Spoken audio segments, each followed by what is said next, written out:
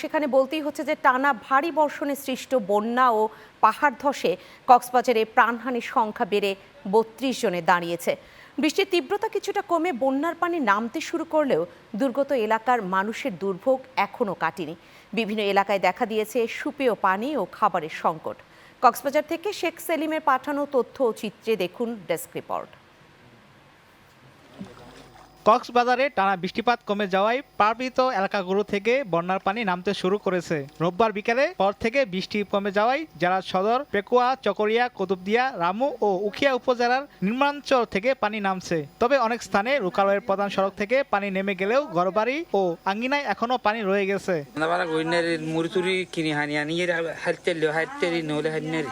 পানি বেশি, মানে ঘর থেকে বাইরে হওয়ার কোনো পরিস্থিতি ছিল না।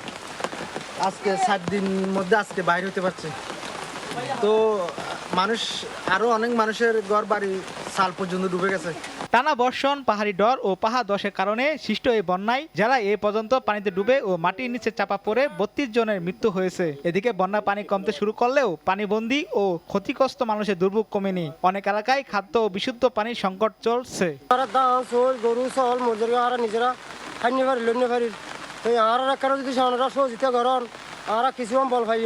গত 3-4 দিন থেকে পানিবন্দী আছে হাজার হাজার মানুষ, হাজার হাজার ফ্যামিলি। এখন সরকারিভাবে কোনো ত্রাণ আসে নাই। আমরা মাননীয় স্বরাষ্ট্রমন্ত্রীর বরাবর আকুল আবেদন যাহাতে কাকারা ইউনিয়নবাসীর জন্য কিছু দ্রুত ত্রাণের ব্যবস্থা করা হয়।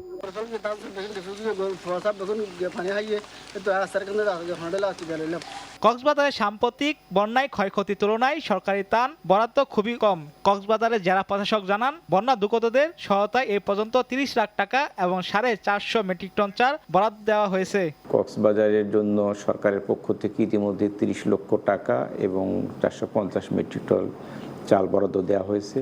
সুইচ গেট এখন কোনোটা আটকা নেই। গত 2 দিন থেকে সবগুলা সুইচ গেট খুলে দেওয়া হয়েছে। হ্যাঁ, যখন আপনার জোয়ার হয় তখন যেন সমুদ্রের পানি আবার এদিকে না আসে তখন বন্ধ করে দেয়, আবার ভাটার সময় এগুলা খুলে দেওয়া হয়। সোমবার কক্সবাজারে আকাশ মেঘাচ্ছন্ন থাকলেও নতুন করে কোনো বৃষ্টিপাত হয়নি। Channel 9 news desk.